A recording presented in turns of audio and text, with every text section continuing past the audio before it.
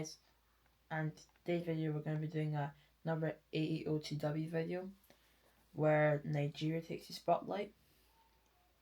If you don't know what AOETW is, it's alternate empires of the world. So yeah, let's just get into this. Right, so as Nigeria is trying to make itself an empire, it will be attacking other countries around it. So all of these countries, right? So it won't be attacking all of them right now, but it will be attacking both Togo and Benin, right?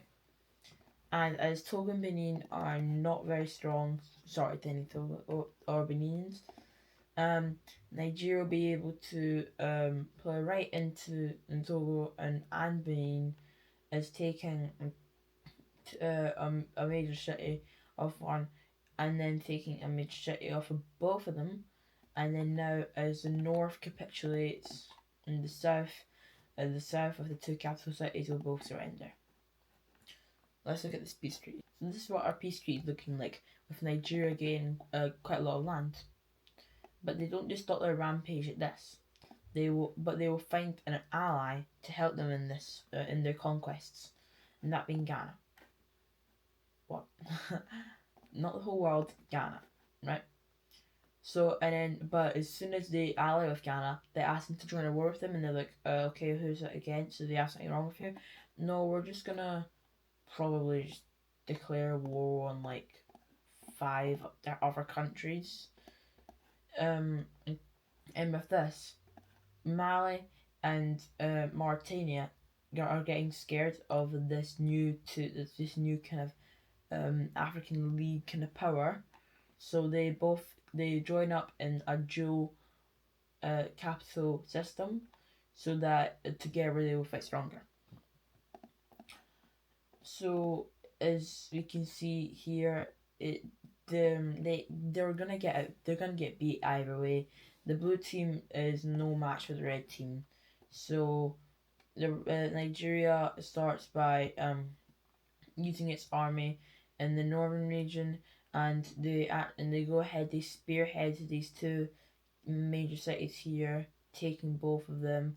And well, the Ghanans are not as strong, but they're able to take the capital city here.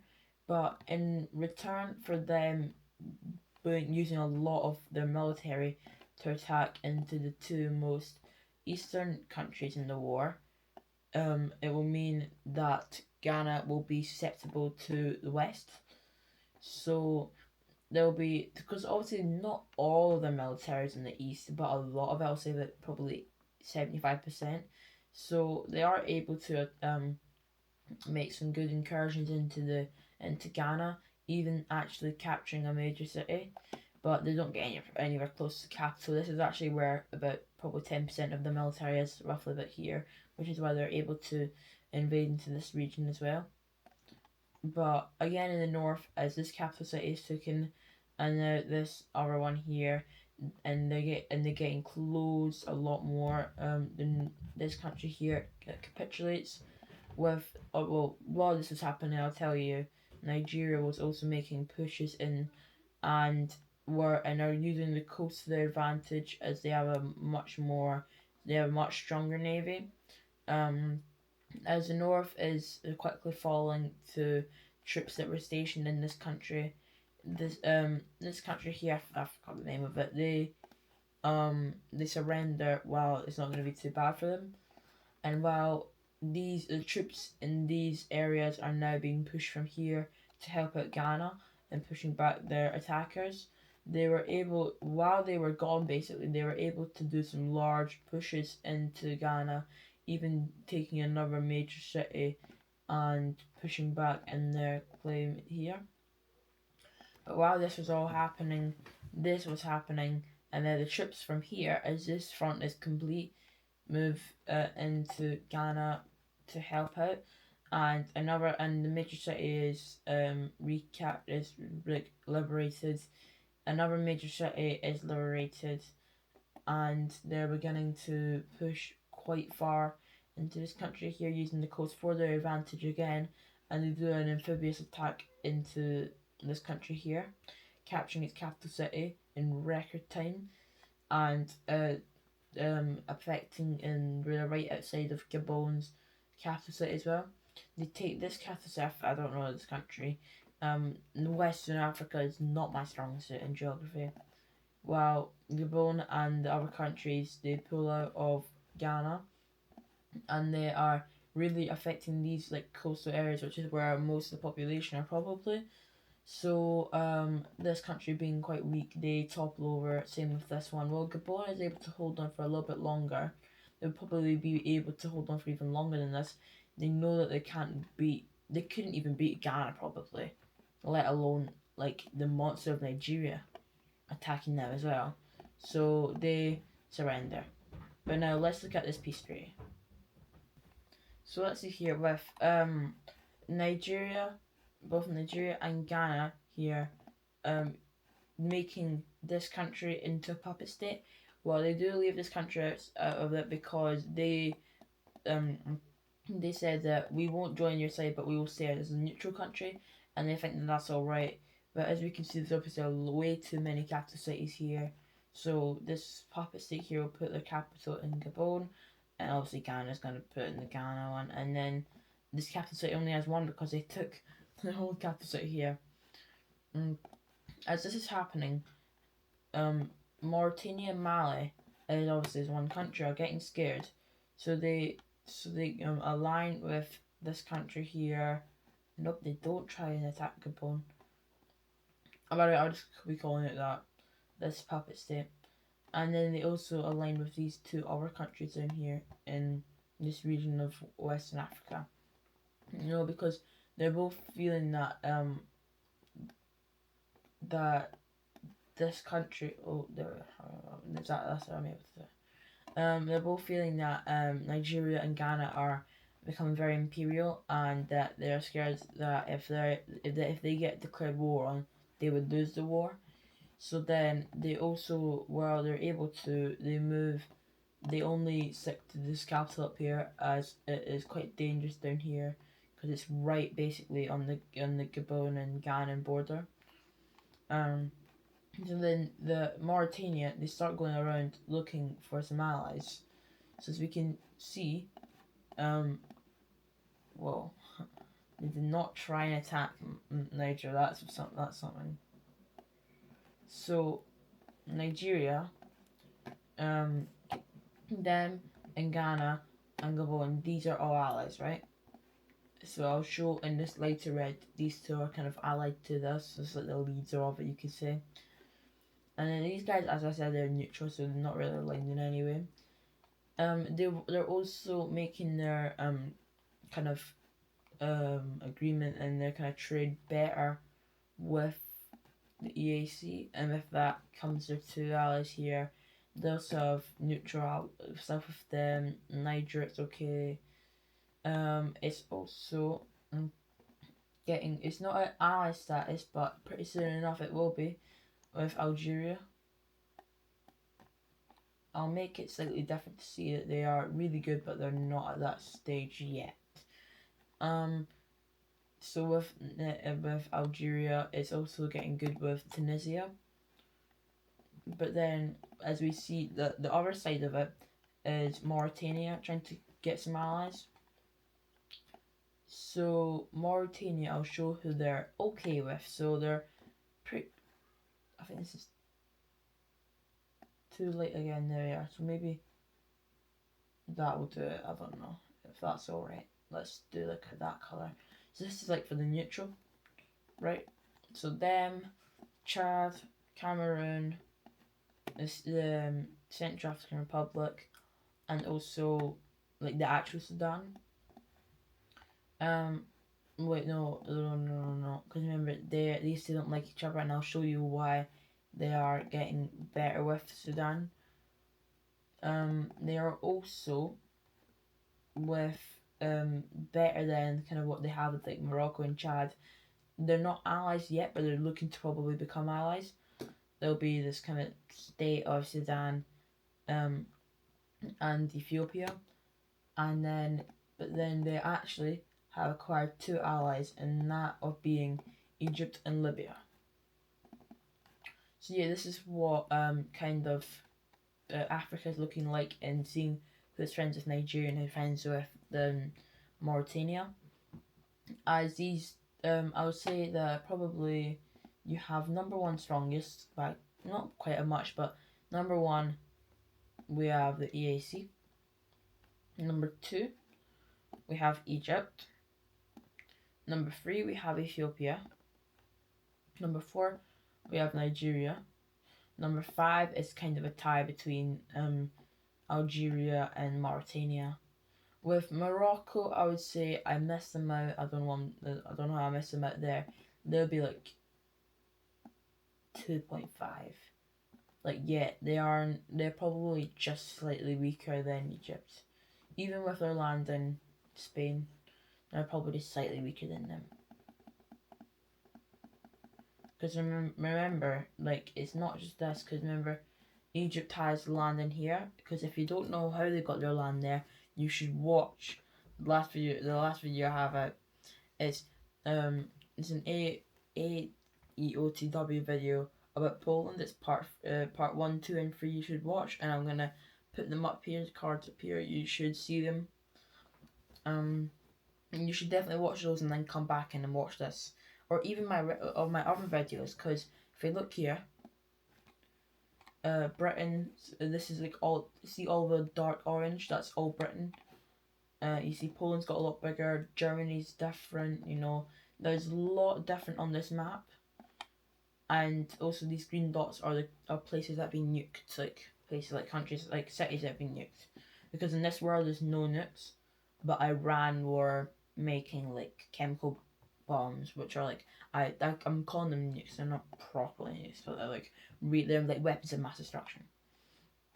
So you should definitely go watch that. I've got a playlist on my channel. I'll put the playlist up here as well. Right.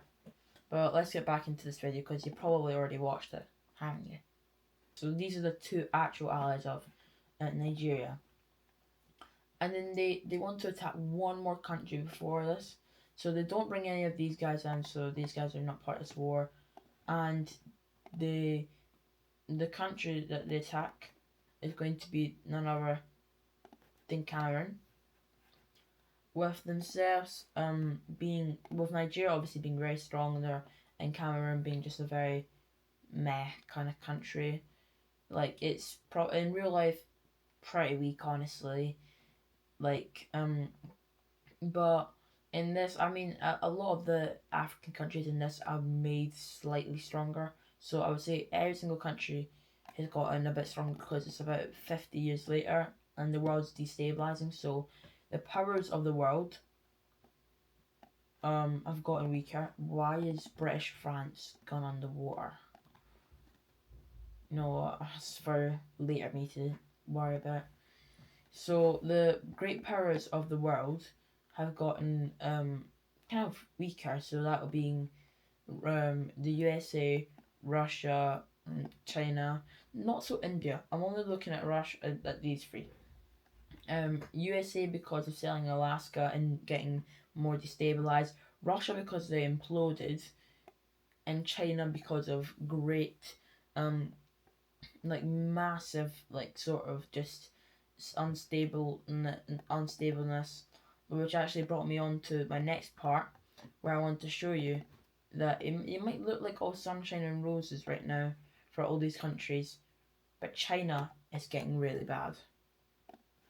Different parts of China are wanting to get their independence. And lots of them being Tibet. They really want to get their independence away. And also Xinjiang. This region of China. Also this area here that they bought the land off of Russia. They don't want to be Chinese. It's like this kind of whole region here, meeting up with the North Korean border. Here, this part of South China, I don't know why there's so many major cities. I think I just went mental. I'll just take some of these away, and I'll show you after what it looks like with a slightly less major cities all over the place. Right, so this is now, obviously China looks a lot more cleaner without just like thousands of major cities. Like, yeah, China is very populated, but that was just so much. But then there's also other parts of it that actually want to be capitalists in there. Oh, like, is Japan, Korea, and Taiwan maybe supplying this, and maybe the Philippines might be, and maybe India might have something to do with this? I don't know, make up for yourself.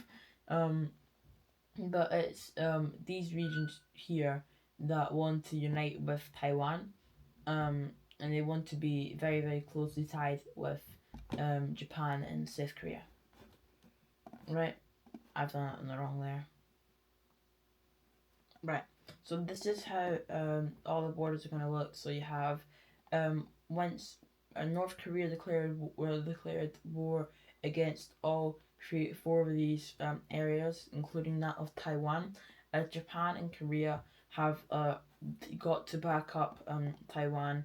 There's also another state that also will back up Taiwan, but they decide that they will make a little kind of pact thing with a couple other countries that will just say, we're really going to support you and we're going to send a lot of troops over there, but we're not going to declare war. So they're basically declaring war, but they're not exactly declaring war. So that helps with a lot of countries that didn't want to actually declare war because they weren't in the right state, or they didn't have enough money or whatever. Where all these countries could, but they just don't want to. You might be thinking, well, so why would Indonesia want this? Because Indonesia and China are friends. Well, remember, this is also fictional, but also Indonesia is they've broke ties with them because Japan, South Korea, Taiwan, the Philippines, and Australia have all basically wanted to make this whole region very Western, and they've also been allying up. They've also been having a lot better trade agreements with, well, not that way, this way, with a lot of the Mediterranean countries, which automatically makes them more Western. So that's why they've kind of left China in their wake, which actually has made Indonesia a very strong country. Not only Indonesia, but also all these countries here. And I always forget about New Zealand. Whatever New Zealand does, whatever Australia does, New Zealand does. Forgot about them. I think I should make this colour slightly a little bit more light. There we are. I'll do that. Yeah, that's a lot better. Right. I'm not going to spend that long on this conflict here, but all you need to know is it's not looking good for North Korea. So North Korea obviously has a lot of strong countries after them. Being actually, as the USA is kind of falling off of its pedestal. I mean, not really, but kind of. Japan and South Korea and the Philippines, Taiwan, Indonesia, and Australia are doing really well for them on their own. They don't want to cut ties with America. That's the last thing that they want to do. But it's just the fact that they're getting to a stage where America's kind of becoming a bit more obsolete, and new powers are rising. As China does not have any troops stationed up in North Korea, it's actually quite easy for Korea to take over Pyongyang, and also this other major city up here in the north, as every single one of these breakaway nations, and all these, I can't even be bothered saying their names, they make a non-aggression pact with all of them. Not an alliance, they're just a non-aggression pact, so they're not going to attack any one of each other. Because these guys, yes, technically they are kind of pretty Russo-Chinan, but they just don't want to be part of China. With North Korea falling, that actually gives a gateway to Beijing, as now this area is, well, remember, China is a very, very, very strong country, and this is still a lot of their this is a lot of their core area still. This is what the Han Dynasty, so I'm pretty sure. So this is not a weak China, but remember, Japan, Korea, and Taiwan and the Philippines are definitely very, very strong countries, allowing them to use their navy to actually make a landing onto this part of China as well, and come down here, looking to come together to China and just connect up with them so they can make one battlefront. With China's army spread very thin, they believe that if they can take out at least two of these countries, especially Xinjiang and Tibet, that it'll be doing good.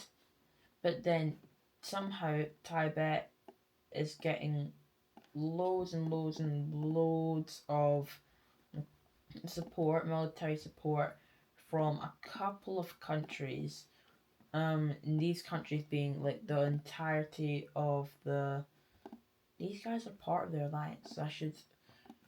No, yeah, Afghanistan's part of the alliance. So yeah, I just marked this. So yeah, they're part of the alliance anyway. Um, and for these other than Oman doesn't see like any connection to Tibet. They see connection to India, but not Tibet. You should watch the India video to see that. It's a very good video. So yeah, all these countries are basically supplying Tibet, keeping them, giving them just enough to not even worry about any problems, like any sort of like them getting toppled over by China because they're just pushing a lot into their Xinjiang. They actually, because it's so they're so weak. Them and Mongolia actually team up because Mongolia has like some connection to them. Um, but Tibet is looking in like such a state that they could actually maybe come up against China and actually invade them, which is exactly what they're going to do. They see that China is actually like its stability wise in the government as well. It's not looking good, and you know all these countries, and especially capitalist China, they are looking to maybe oopsie Beijing. You know, maybe Iran's little chemical bombs that they had up in there. Maybe just maybe they could borrow a couple from Turkey, and use them to their aid, which is actually what they're gonna do. You know, so they send out a task force from which looks with Japanese and Koreans down to Turkey, as Turkey was actually in the process of destroying these bombs. They don't want any, but through corruption and deception, they're able to pay about, put into dollars, about what, 75 billion, I would say, because these are very scarce. There's only two left, so they buy two of them. They bring them to Korea,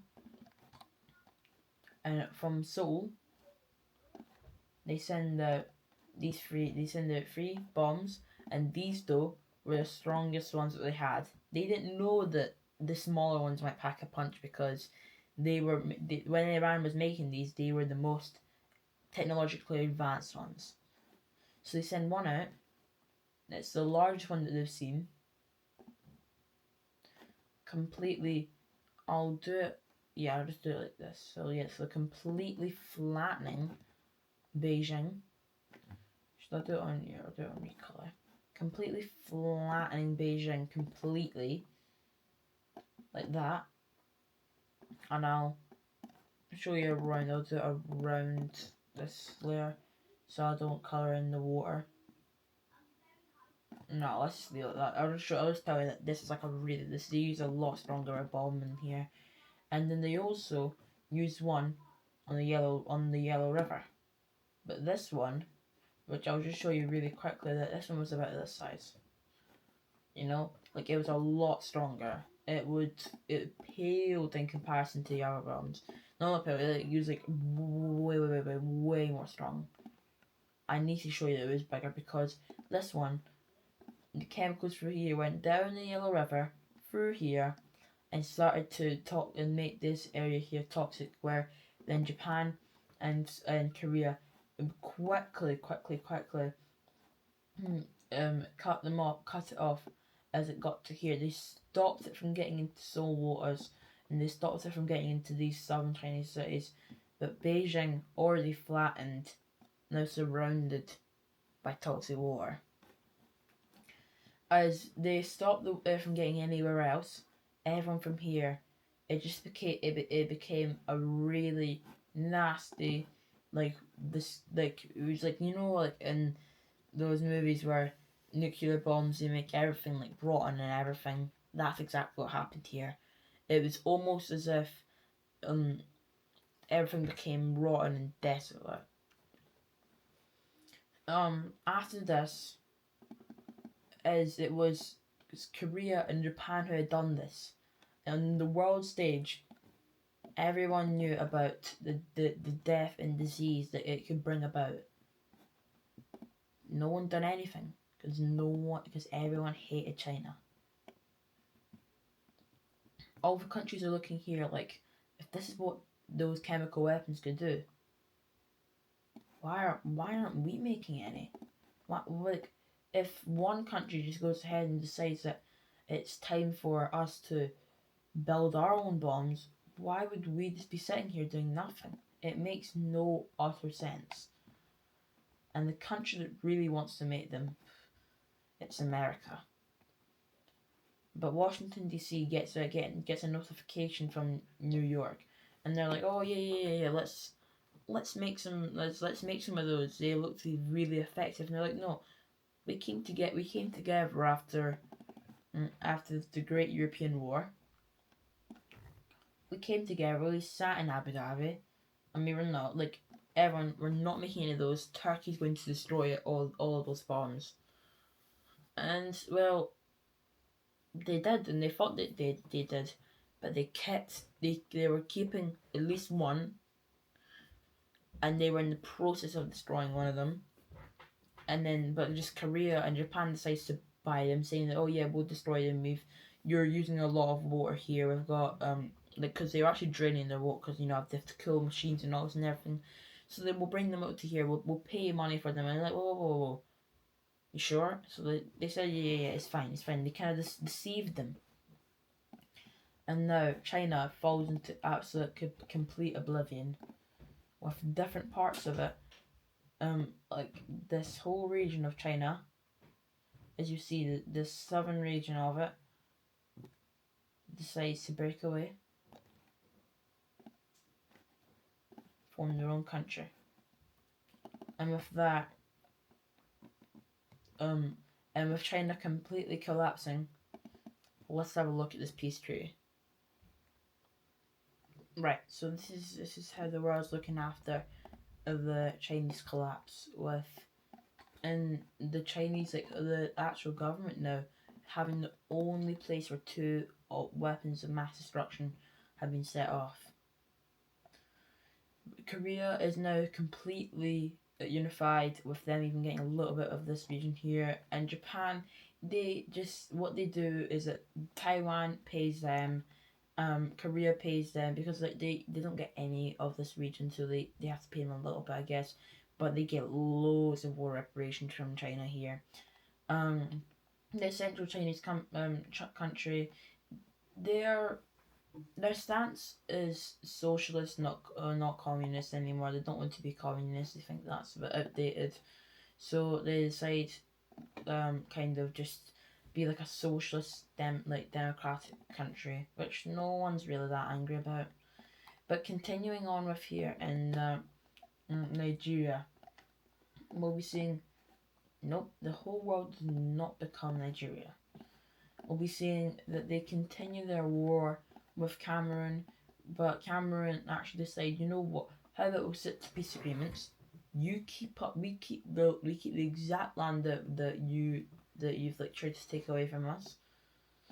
But in return, we will ally to you. We'll do kind of everything with you, and we'll kind of devote our military to you, kind of. So if you're in a war, we'll fight with you, unless it's like a stupid war, like if you're invaded, or if you feel like under pressure from another country, we'll help you in the war if you fight one. So that's, as they say, a counter offer, the exact thing there, but they have to give them a little bit of land. So they just take this. Nope, they don't take the whole country. It's exactly not what they do. So they'll take this like northern, like kind of panhandle of Cameroon. So yeah, so Nigeria now is looking like an absolute powerhouse in Western Africa. Like they could bulldoze any country, really. I mean, they are a very strong country and they're very capable. and then they make their official alliance with these three. But then now this kind of coalition pact between a lot of these countries, these guys, these guys, these guys, these guys, these guys, these guys, and then they all come together, and then these guys are hang on, yeah, hang on, let's just do us then. We'll join these guys. All join the war. Yeah. Wait, no, it's them. I'm just mixing up. So yeah, these guys are dead. Like, they hate, so that they hate Ethiopia. As this is actually a real life thing. It's called the SAF. It's like a like militia group in Sudan. That kind of hold most of the power. Well, this is like the RAF, which is like another military group in Sudan that holds less of the power. But as the RAF broke away from them, they've now really aligned with Sudan, and they not Sudan. This is Ethiopia, so they hate this part of Sudan, which is like called Western Sudan and South Sudan. They hate them both, and they hate Ethiopia, so they cannot be on that side. It doesn't matter if they're probably gonna lose all their land; they don't care. They would just rather lose their land than fight on their side, on the side of that of Ethiopia. So yeah, this is the world. This is how that yeah the both sides are looking like, and well, it was all looking like it was starting to actually cool off, and there probably wasn't going to be a war until Nigeria had a deal with Mauritania that they would give off a bit of this land. They would sell each other a bit of land, so literally tiny amounts of this, and they would give that. Just so there's more Nigerians living in this area, and there's more Mauritanians living in, or what's like Malians living in this area, and then well, Mali ends up actually taking this, and Nigeria in that they say like, hang on a minute, you can't do that. So then they go ahead and they just go and take this region of land, right? So when the dust settles and both of these kind of parts are incorporated into both of the countries, it looks, well, probably quite weird, but I mean, if it's better for the countries, it's alright. So, and then they're like, hang on a minute, you didn't take what you said. And they're like, no, hang on a minute, you didn't take what you said. So then they kept on going back and back each other, going like, no, you didn't do that. You took more land. No, you did it first. You took more land. No, you did it first. With Nigeria taking obviously quite more land, and Mauritania though doing it first.